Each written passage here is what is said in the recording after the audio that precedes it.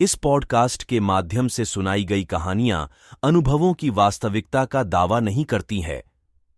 Podcast का उद्देश्य कहानियों के माध्यम से किसी भी तरह का अंधविश्वास फैलाना या अंधविश्वास को बढ़ावा देना नहीं है, या किसी भी धर्म या संप्रदाय को ठेस पहुंचाना नहीं है। कहानियों का हेतु केवल मनोरंजन है। दोस्तों, एक बार फिर से स्वागत है आप सभी का हमारे YouTube channel GK story official 35 में। आज हम जानेंगे एक ऐसी भूत की कहानी के बारे में। भूत कैसे लोगों का हल जोतते हैं, यह जानकर आप भी चौंक जाएंगे। तो चलिए कहानी शुरू करते हैं। कहानी शुरू करने से पहले आप सभी से हाथ जोड़कर निवेदन है कि आप हमारे चैनल पर नए हैं तो प्लीज हमारे चैनल को सब्सक्राइब करें और वीडियो को लाइक जरूर करें। सुदूर गांव में मोहन नाम का एक पहलवान रहता था, जिसके पास 5 भैंसें थीं। दिन भर भैंसों की देखभाल करना और उनका दूध पीना ही मोहन की दिनचर्या थी। भैंसों का दूध पीते रहने के कारण वह काफी बलवान हो गया था। मोहन अपने बचाव और सहारे के लिए एक लोहे की छड़ हमेशा साथ रखता था। इस कारण कोई भी मोहन को एक बार देख लेता तो उसकी हृष्ट-पुष्ट काया व शक्तिशाली शरीर को देखकर डर जाया करता था। मोहन का पूरी दुनिया में कोई नहीं था, तो उम्र बढ़ने के साथ साथ उसे अपनी शादी की चिंता सताने लगी थी। इसलिए वह अक्सर लोगों से पूछा करता था कि उसकी शादी कहाँ और किससे होगी। लोग उसे देखकर डर जाते, वो उसके सवाल का जवाब न दे पाते थे। इस पर मोहन उनके साथ मारपीट किया करता था, जिसके चलते लोगों ने उस रास्ते से ही गुजरना बंद कर दिया था। एक बार किसी दूसरे गांव का एक ब्राह्मण और एक हजाम किसी विवाह समारोह में शामिल होने जा रहे थे। रास्ते में उन्हें मोहन मिल गया। मोहन ने ब्राह्मण को देखा तो उसने दोनों को अपने पास बुलाते हुए कहा कि आप तो मुझे ज्ञानी नजर आते हो, बताइए मेरी शादी कब और कहां होगी। इस तरह पहलवान का सवाल सुनकर दोनों ठिठक गए। हजाम काफी चतुर था। उसने सोचा कि अगर हम इससे बहस करेंगे तो इसके बल के आगे हमारा कोई मुकाबला नहीं। हजाम को एक तरकीब सूझी और उसने दूर एक ताड़ के पेड़ की ओर उंगली से इशारा करते हुए कहा कि आपकी शादी वहीं होगी। हजाम की बात सुनकर मोहन फूला नहीं समाया और प्रसन्न होकर उसने अपनी 5 भैंसें दोनों को दान में दे दी और ताड़ के पेड़ की दिशा में चल पड़ा। उस ताड़ के पेड़ के पास एक महिला अपने पति व एक बच्चे के साथ रहती थी। उसका पति बड़ा ही धूर्त व आलसी किस्म का शख्स था और उसे बात बात पर झूठ बोलने की आदत थी। इस वजह से वह महिला अपने पति से बेहद परेशान रहती थी। काफी दूर तक पैदल चलने के बाद जब मोहन ताड़ के पेड़ के पास पहुंचा तो वह औरत घर के बाहर निकली। घर के आंगन में प्रवेश करते हुए मोहन लड़खड़ा कर गिर पड़ा और उसका एक हाथ औरत के गाल पर तमाचे की तरह लग गया। औरत को लगा कि पहलवान जरूर उसके पति को जानता होगा।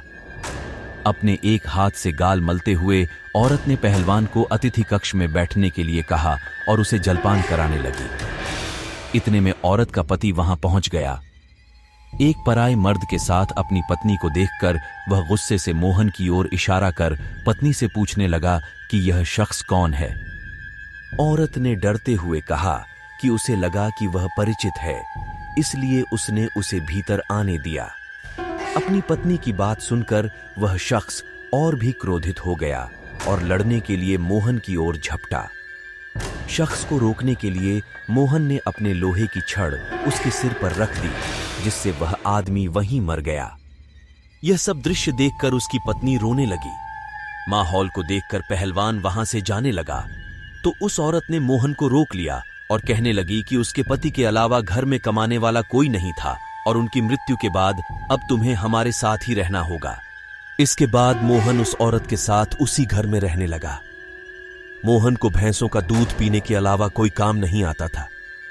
ऐसे में कुछ दिन बाद जब घर का राशन खत्म होने लगा तो महिला ने उससे कहा कि वह बाहर जाकर कुछ कमा कर लेकर आए या फिर राजा के पास जाकर खेती के लिए जमीन मांग ले, ताकि वह खेती कर अपना भरण पोषण कर सके। महिला की बात सुनकर पहलवान अपने लोहे की छड़ उठाया और राजमहल की ओर चल पड़ा। राजमहल के पास पहुंचने पर सभी द्वारपाल और सैनिक मोहन की काया देखकर डर से कांपने लगे और तुरंत राजा तक सूचना पहुंचाई कि कोई बलवान हाथ में लोहे की छड़ लिए महल की ओर बढ़ता चला आ रहा है। सूचना पाकर राजा ने तुरंत अपने मुंशी को बुलाया और उसे तत्काल पहलवान के पास जाकर आने का कारण पूछने को कहा। पहलवान मुंशी को खेती के लिए जमीन मांगने की अपनी विनती बताता है। संदेश लेकर राजा के पास पहुंचने पर राजा पहलवान को ढेर सारी जमीन देने का आदेश देता है। मुंशी बेहद चतुर होता है तो वह राजा द्वारा पहलवान को दी गई अधिकांश जमीन स्वयं के लिए रखकर मोहन को कब्रिस्तान के पास एक बंजर जमीन का छोटा सा टुकड़ा दे देता है, जिसे पाकर पहलवान खुशी खुशी वापस लौट जाता है। उस बंजर जमीन के पास के बीच में एक पीपल का पेड़ होता है जिस पर भूतों का बसेरा होता है। जमीन को फसल उगाने योग्य बनाने के लिए जब पहलवान जुताई शुरू करता है तो पेड़ के कारण उसे खेत जोतने में परेशानी आने लगती है। मोहन उस पेड़ को उखाड़ने की ठान लेता है और अपनी लोहे की छड़ से उस पर प्रहार करता है, जिससे करीब 150 भूत पेड़ से नीचे गिर जाते हैं और गुस्से से पहलवान की ओर लड़ने के लिए दौड़ते हैं। पहलवान अपनी छड़ से सभी भूतों के छक्के छुड़ा देता है। पहलवान से जीतना असंभव जानकर भूत मोहन के सामने पेड़ न काटने की गुजारिश करने लगे। भूतों ने कहा, यह हमारा घर है, हम कई साल से यहां रह रहे हैं, हमारे घर को मत उजाड़ो। भूतों ने इसके बदले खेतों में काम कर उपज मोहन के घर पहुंचाने का प्रस्ताव रखा। मोहन को भूतों पर दया आ जाती है और वह उनका प्रस्ताव स्वीकार कर घर चला जाता है। इसके बाद से भूत समय समय पर पहलवान के घर हर फसल पहुंचाने लगे। एक बार उन भूतों का गुरु उनसे मिलने आता है। सभी भूतों को दुबला पतला व कमजोर देखकर वह उनकी दुर्दशा का कारण पूछता है। भूतों से पूरा वृतांत सुनकर गुरु पहलवान को सबक सिखाने की ठानता है और उसके घर की ओर चल पड़ता है। भूतों का गुरु एक बिल्ली का रूप धारण कर पहलवान पर हमला करने की योजना बनाता है। उन दिनों पहलवान के घर में रोज एक बिल्ली रसोई में घुसकर सारा दूध पी जाती थी, जिससे वह काफी परेशान था। उस दिन पहलवान भी उस बिल्ली को सबक सिखाने के लिए दरवाजे के पीछे छिपकर बिल्ली का इंतजार कर रहा होता है। जैसे ही बिल्ली के रूप में भूतों का गुरु कमरे में प्रवेश करता है, पहलवान उस पर प्रहार कर देता है। पहलवान के प्रहार से भूतों के गुरु की कई हड्डियां टूट जाती हैं और वह अपने असली रूप में आकर अपनी जान बख्शने का निवेदन करने लगता है। मोहन ने भूतों के गुरु को छोड़ने पर खुद के लिए सजा चुनने के लिए कहा। ऐसे में भूतों के गुरु ने कहा कि उसे बख्शने पर वह राशन की मात्रा दोगुनी कर देगा। भूतों के गुरु की इस बात पर कुछ देर विचार करने के बाद पहलवान उसे छोड़ देता है।